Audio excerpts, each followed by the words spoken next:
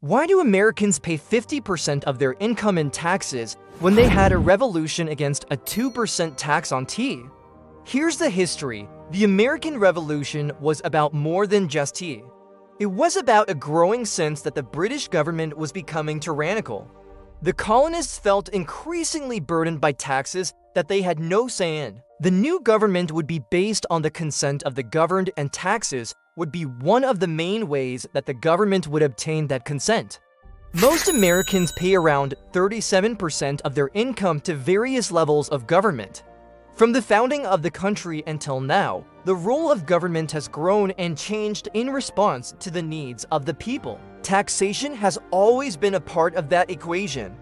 And as we move forward, we can expect that taxes will continue to evolve as our country does. But there are also a variety of other taxes that Americans pay, such as sales taxes, property taxes, and capital gains taxes. All told, Americans pay around 50% of their income to government at various levels. So where did all this extra taxation come from? Well, it is the result of a long process by which the government has grown in size and scope over the years. The growth of the federal government in particular has led to an increase in taxes.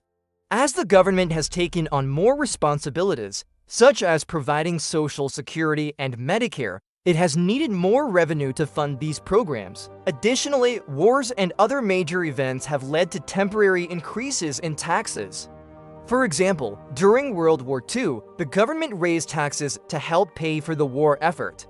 And after the terrorist attacks of September 11, 2001, Congress passed a law that allowed the government to collect more tax on the grounds that it was necessary to fund the war on terror. The Founding Fathers believed that taxes were necessary to fund a strong national government that could protect the nation from foreign and domestic threats.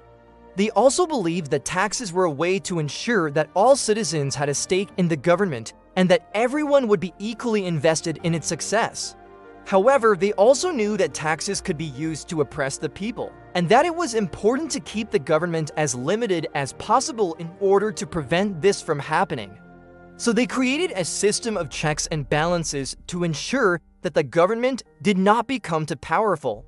The British government saw the American colonies as a source of revenue to fund its wars and growing empire. As the British began to impose more and more taxes on the colonists, the situation became increasingly tense. The colonists began to argue that they should not have to pay taxes to a government that was not accountable to them. They argued that since they had no representation in the British Parliament, they could not be taxed without their consent. The British government, however, argued that as part of the empire, the colonists were subject to the same taxes as the British people.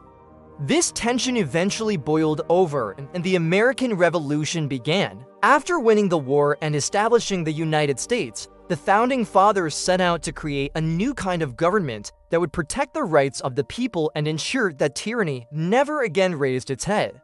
Today, the US has one of the highest tax rates in the world. So while Americans do pay a lot in taxes, it is important to remember that this is the result of a long process that has taken place over the course of our nation's history. Thank you for watching. Subscribe to get more informative video.